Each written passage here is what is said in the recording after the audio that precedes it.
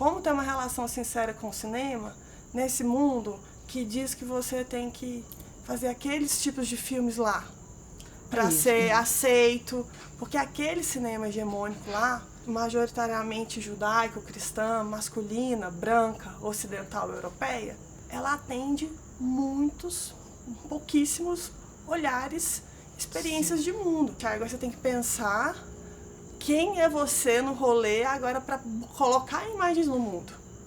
Você vai colocar essas mesmas imagens que você consumiu até agora na sua vida, ou você tem alguma vontade de fazer alguma coisa diferente?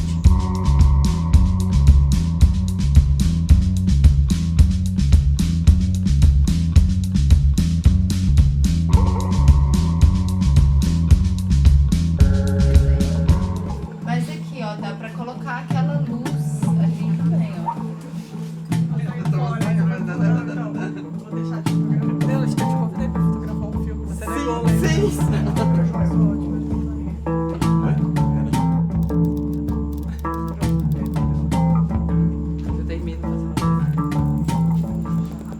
Eu comecei em 2003, e você? 2004. 2004, na verdade, eu concluí a pós de cinema com a realização do curta O Silêncio do Pai. Mentira, foi 2004 que eu comecei. Eu acho que no... Carnaval de 2004. O meu foi a pós da Camburi, que eu termino em 2004, fazendo o filme da Simone Caetano, O Silêncio do Pai, que era um filme da turma, um filme de conclusão de curso. E eu fui começar a pós, eu sou formada em design gráfico. E aí trabalhei na faculdade com fotografia por 2 anos e fui fazer a pós de cinema muito focada em fotografia. E na realização do curta, tinha um professor, o professor da disciplina de fotografia veio para o set, mas ali ele já virou para mim e falou, ele me chamou Valdemar Lima, tinha fotografado por Glauber Rocha, ele gostava muito de mim, ele virou e falou, minha filha, o que você está fazendo não existe. Essa função de produção de fotografia num set, ela não existe. Você está cuidando da gente muito mais do que operando câmera ou pondo os pontos de luz. E depois eu ainda fiz outros 2 curtas na equipe de fotografia, A Última Clareza, dividi a fotografia com o Juan, e a gente chegou a ganhar prêmios aqui no FICA, mas depois eu queria muito mais estar cuidando da equipe por trás do set do que focada ali na câmera e na construção da imagem. Eu queria muito mais possibilitar que todos trabalhassem para a construção daquela imagem do que estar ali operando a câmera. Você também começou um pouco por outras áreas, né? Eu lembro que você fez direção de arte. Sim. Eu comecei pela área da arte, assim, o departamento de arte foi o primeiro que eu trabalhei. Na verdade, eu era da dança, né? Eu era bailarina, tá? Era professora de dança. E aí o Thiaguinho da Mandra, ele era meu colega de faculdade. E ele participava do núcleo de audiovisual da Escola Técnica Federal, hoje Instituto Federal, onde eu trabalho, né? Então eu posso dizer que de alguma maneira eu comecei a fazer cinema num projeto que era já do que é hoje o Instituto Federal. E aí eu tinha um amigo e uma amiga da UFG, eu fazia comunicação, né? Que iam fazer esse set. E eles estavam precisando de uma força na equipe de arte. Aí o Thiaguinho falou, pô, Marcela, acho que você dá conta de fazer figurino e tal, a gente mexia muito com produção de espetáculo na área da dança. Aí a Michelle Lisita era diretora de arte, eu fui fazer o figurino. E a gente acabou ganhando o prêmio de melhor figurino aqui na Mostra da BD. Eu fiquei muito impactada pela experiência do set. Esse negócio de dormir de dia, rodar de noite, aquela loucura, aquela preparação. A gente filmava 12 horas naquela época, não tinha sindicato, né? Filmava 12, 14, 16, 18, uma loucura. Aí desse set, quando eu voltei pra casa, me veio a ideia do primeiro roteiro. Aí eu escrevi Poupe-me dos Detalhes Sórdidos. Um filme perdido, não adianta nem perguntar, porque ninguém nunca vai encontrar. E aí já nasceu ali, assim, logo depois desse primeiro set, a tríade que é onde eu me encontro, né? Que é roteiro, direção e produção. Eu só faço os 3 juntos. Era um momento importante. Esses cursos que vinham pra cá, né, que eram tão escassos, tão poucos, eles são parte da nossa formação. Eles aglutinavam a galera que ia realmente se dedicar, né?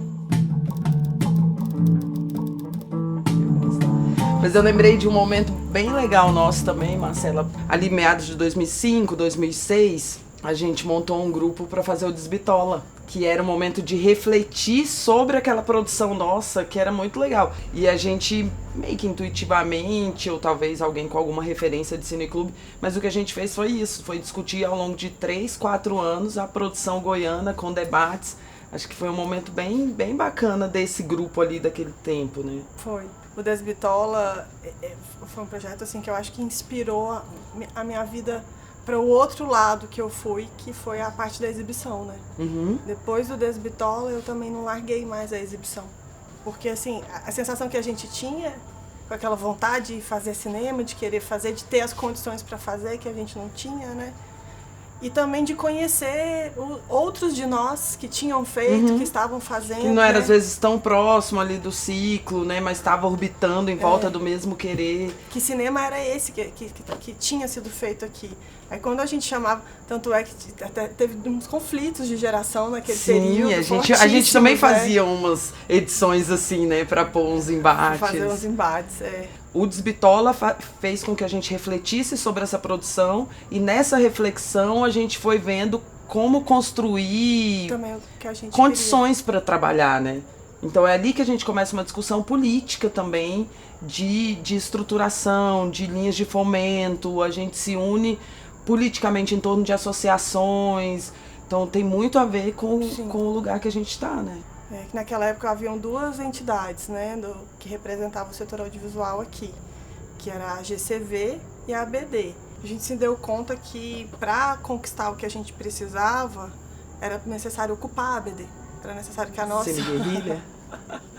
Quando a gente ia discutir realmente o recorte do que é necessário para garantir as condições de trabalho, de realização, sempre... Não era tão efetivo, né? A gente não conseguia resultado, né? E aí realmente houve um movimento, né, de ocupação da ABD. Todo mundo se filiou naquela época. Sim. Eu acho que se a galera for olhar os registros históricos... Foi um pico, né? Um pico de filiação ali naquele momento. O mais legal dessa história mesmo é que foi uma percepção da situação. O que a gente quer? A gente quer viver e se sustentar e ser profissionais de cinema. Então a gente cria uma estratégia mesmo de chegar nesse lugar, né? Então a gente decide conscientemente, aquele grupo era um grupo grande. Muito grande. Então a gente vai ocupar aqui, a gente vai brigar por esse edital, a gente vai retomar o diálogo com as instituições públicas. Era um plano arquitetado mesmo, em prol de criar essas condições, né? Eu imagino até que quem estava de fora, assim, do teatro, da dança, do circo, enfim, galera das outras áreas que viu, deve ter visto meio de fora, assim, um levante do cinema, né? De repente, vozes muito estridentes começam a atacar o governo de todas as maneiras. Mas nessa época, pra mim, já começava o rolê do Cinecultura, né? Uhum. Indo parar no Cinecultura para dirigir uma sala de cinema, né? Que era uma coisa...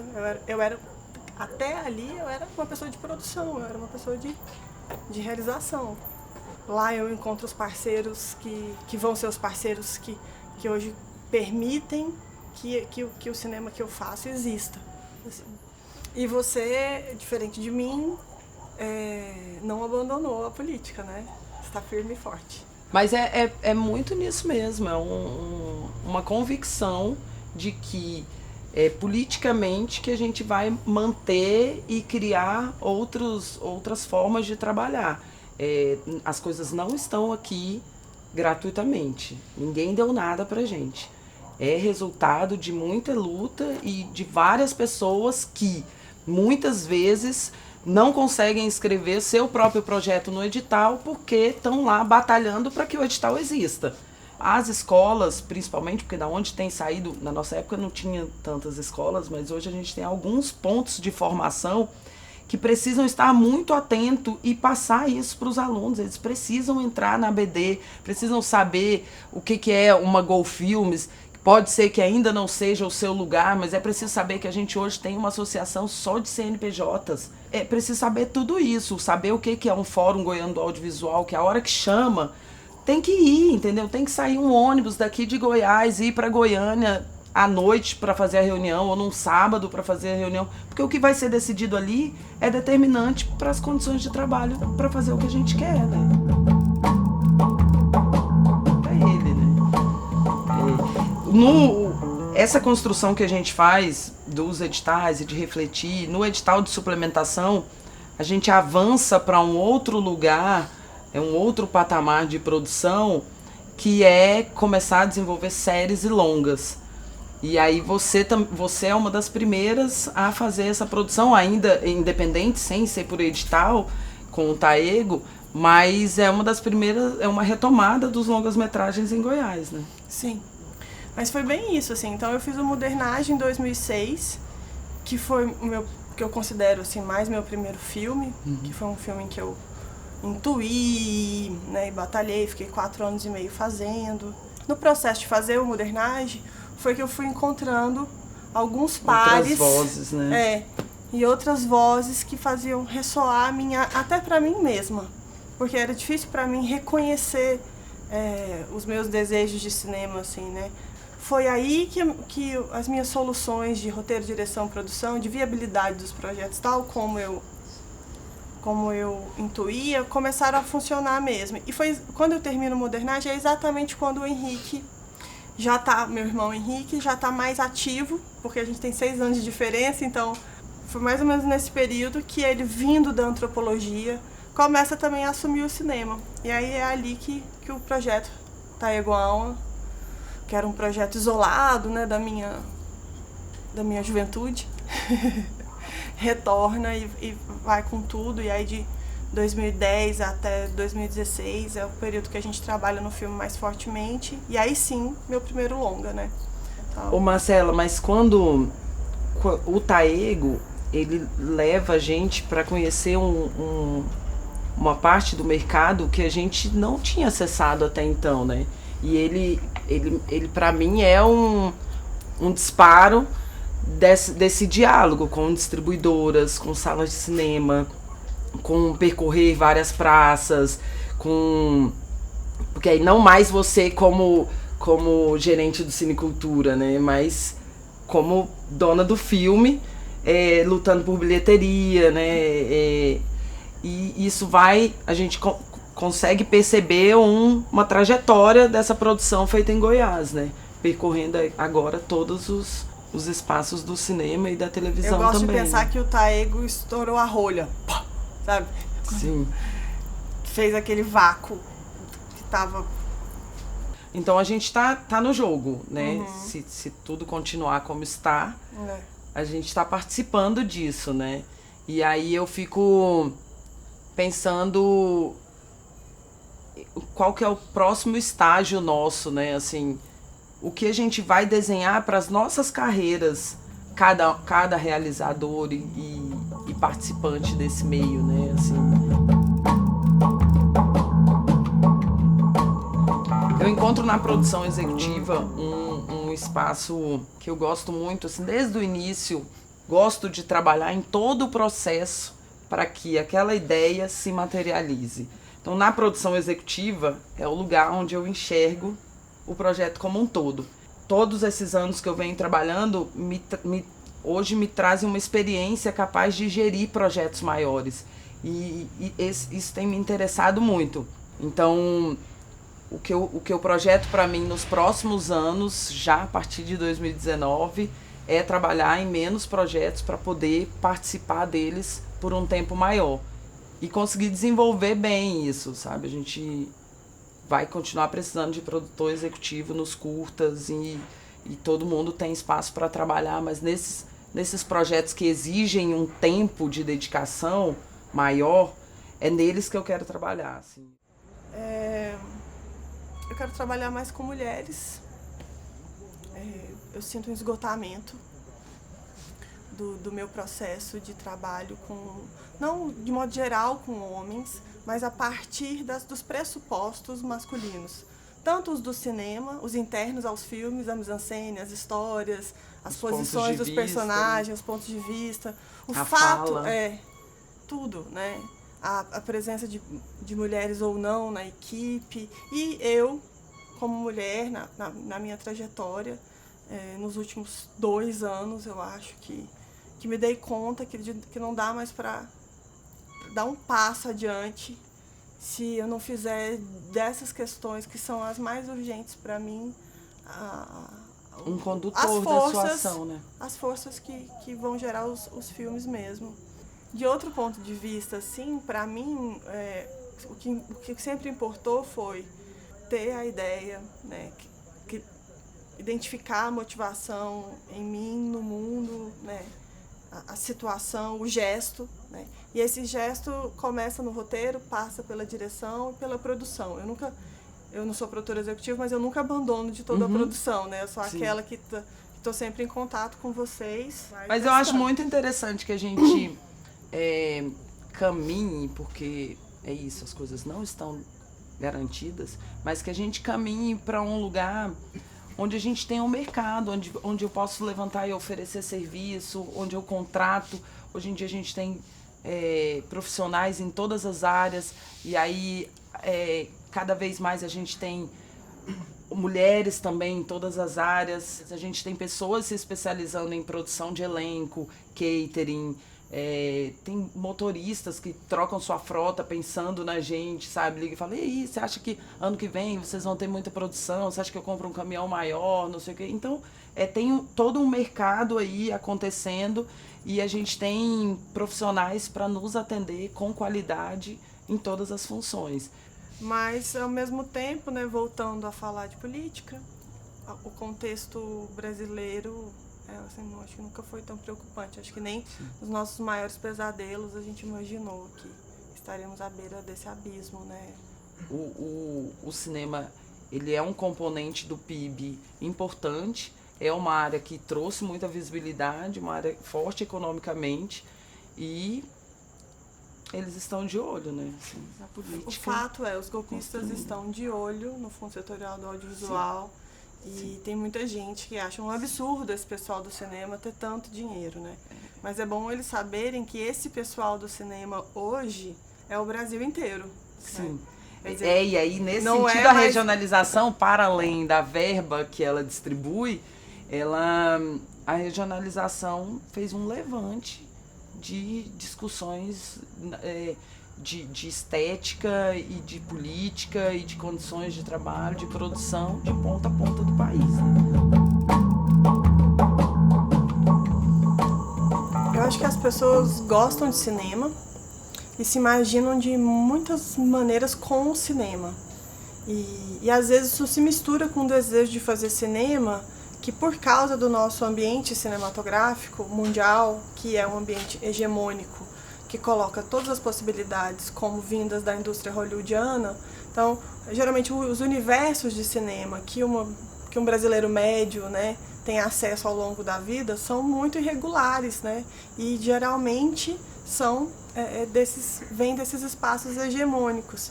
E eu mesma nunca consegui me reconhecer nesses espaços. Então, até os 18 anos eu assistia filme hollywoodiano, tal, mas eu só ia no cinema para namorar. Não tinha nenhuma relação com cinema.